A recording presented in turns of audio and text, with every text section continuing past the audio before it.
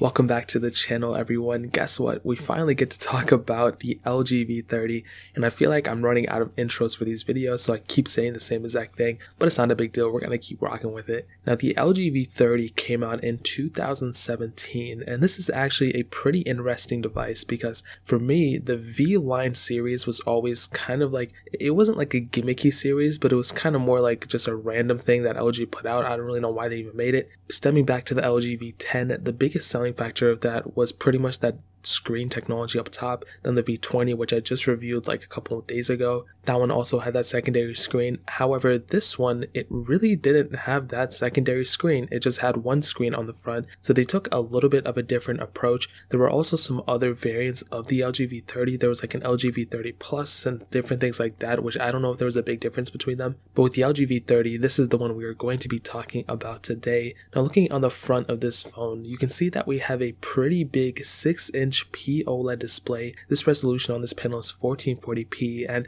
it's actually not that bad of a panel. It's actually a very decent panel for this type of phone. Now, when I turned it on for the first time, I was expecting it to be like a little washed out, and it truly was. And I think this has a lot to do with LG's color accuracy thing. I've owned many LG phones. My first main Android phone I used actually was Nexus 4, which was made by LG, and then I switched to an LG G2. And LG phones throughout time have always been a little washed out for their panels. This one also is kind of the same way, which is interesting because for an OLED display, usually it's not like that, but this one was a little bit like that. I attribute that a lot to LG's UI, which is not my favorite, but it is what it is. Regardless, I think it's still a pretty good display. It has a lot going for it there. Looking on the bottom, you can see we have a USB Type-C port, which is really cool. And on the back, a glass back and a dual camera setup. And right below that is the fingerprint sensor. And what I can tell you about the camera is every time I see a phone that at least has a dual camera setup, that really does future-proof it quite a bit. Even if it's like a secondary lens is like a 3 megapixel camera or something like that. I think it's like the LG G5 has some setup like that. They're like the secondary lens is smaller resolution and a lower megapixel count than the main camera. But I still think as long as you have a dual camera setup at the minimum, you're still kind of future-proofing yourself in 2020. So in terms of that and in terms of the outside, you're pretty much set. And this phone also has IP68 dust and water resistance, which is really cool. But it also has the MIL STD 801G compliance, whatever, the same thing the S8 Active had.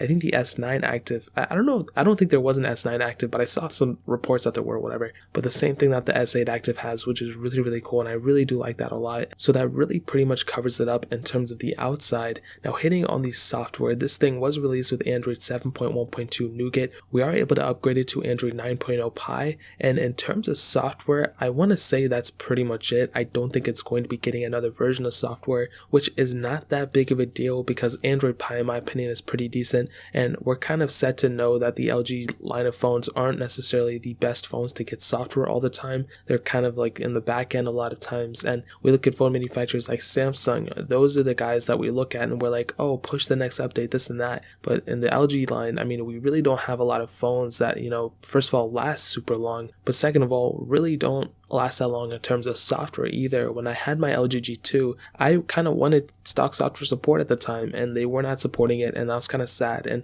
I eventually actually had to custom ROM my phone and root it, and I ended up rocking a custom ROM with it for a while, and that's a huge testament, I think, to the development community more so than just LG's community. Now, in terms of software, like longevity, that's pretty much that. But the thing I dislike, and it just seems like I'm bashing on this phone, and I'm really not trying to do that, but the one thing I dislike the most about this phone for sure would definitely be the software. The UI on this phone is not my favorite. I think it's one of the weirdest UIs ever. I never liked it, even stemming from like the G5's UI, even like the G3's. I think the G3's look nice, but the G4's UI even, it just doesn't look that good. It just looks so childish and weird. This one looks a little bit more professional, but I still don't know what they're trying to get at. It's just kind of like a weird thing they're doing, and I hope with these next couple versions of software, they really take their time and try to make it more minimal. If they can make it more like OnePlus's UI or even any of these companies' UI, I think that would be a great service to this phone. And we've seen that LG actually put out a statement or whatever that, they want to make a profit this year.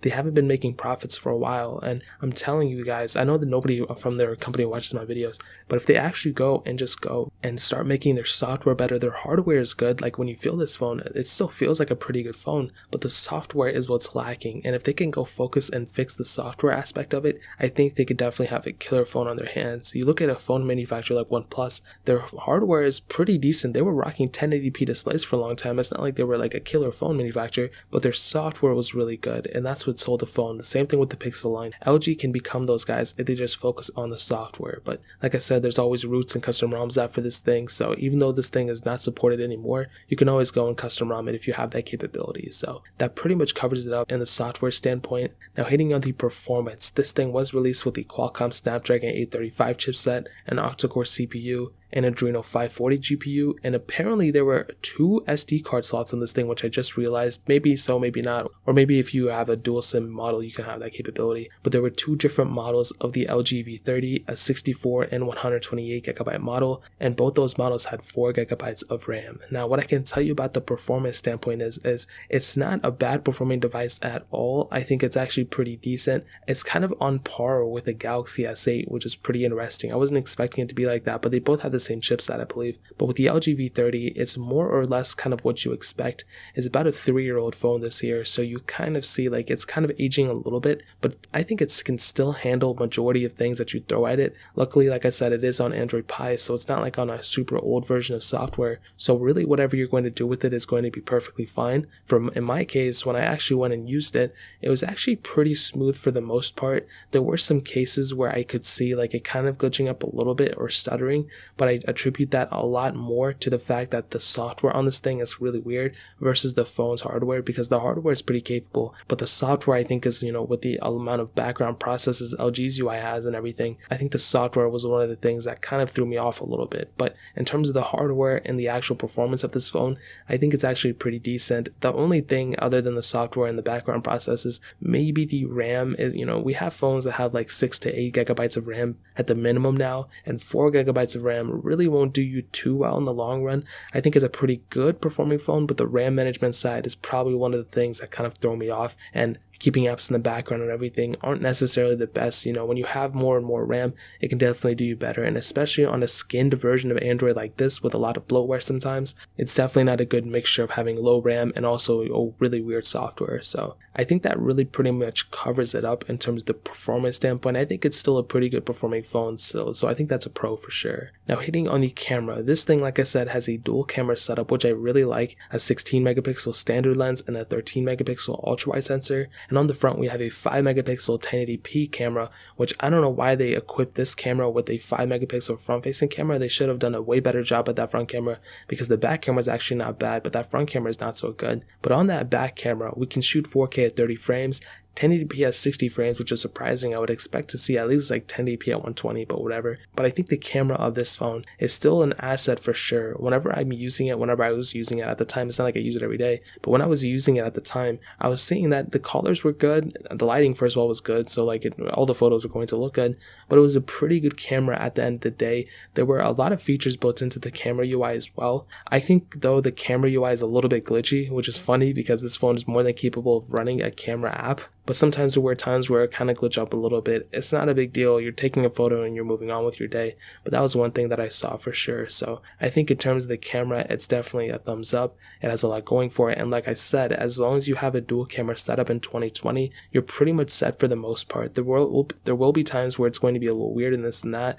but I think this camera still has a thumbs up in my books for sure. So that pretty much covers that. Now hitting on the battery life, this thing has a non-removable 3300 milliamp hour battery, and I think the battery life is pretty okay on this device. It's not like it's a crazily huge amazing battery. It's not like it's a 5000 or 4000 milliamp hour battery. It's a 3300 milliamp hour battery, and with that huge screen with that big resolution, you'll definitely be able to see that it can be a little weird at times, and also you have the software in there that kind of is a little bogged down sometimes. So in my opinion, I want to say this battery life is a little bit below average. Another thing to keep in mind is that this thing, because it was 3 years old at this time, it's going to be 3 years old this year, the battery has degraded quite a bit, so it's not at that full 3300, it's probably at like 2900 or maybe even less than that. It's not a crazy big deal. It's not like something that's you're gonna cry about, but it is something to keep in mind. When you get this phone, or when you even look at this phone, that's one thing to keep in the back of your head, that the battery life is probably not the best, and it will never be the best, but it's definitely a little bit below average for sure. So to kind of sum up this video and to answer the question, is the LG V30 still worth it in 2020? What I can tell you is that I think this phone is still worth it in 2020 for a select few, okay? The body still holds up, the screen is still amazing, the software is really the main thing that's lacking. Even the performance, the camera, all battery life, I can probably get by with those things, but the software is one of the things that for a majority of you, for me, I know I would custom ROM it, but for a majority of you, I don't think you would. And I think that's probably the biggest problem with this phone, is the software. And that's the one thing you're interacting with every day. As long as the screen's good, then you're okay. But the software is definitely not my favorite. It might be your favorite, but for me, it's not. So if you can get over that software limitations, if you can get over that software thing, then yeah, 100%. I think it's completely worth it to those of you who want it. But just know this thing is not getting software updates anymore. It's outdated in terms of that. There's definitely better phones you can get out for the market, but this phone is costing about $170, which is a pretty good price. I will tell you, if you don't want to go for the V30, I would recommend getting a Galaxy S8. I think those phones are killer. Those have a lot more going for it in a lot of ways. And that phone is still getting security updates for a minute too. So that really pretty much covers it up there. If you guys have any other questions or anything, leave it down in the comment section below. Hit that like button, that would mean so much. But definitely hit that subscribe button. Every single subscriber that we get really does count. So it means so much if you guys can hit that. Also check out the other links down in the description as well. My Twitter, my Instagram, my second channel. All those things are linked down below. I'd really appreciate it if you guys could check it out. More importantly than everything else, I love every single one of you guys. Hopefully I'll catch you guys in the next video. Peace out till then.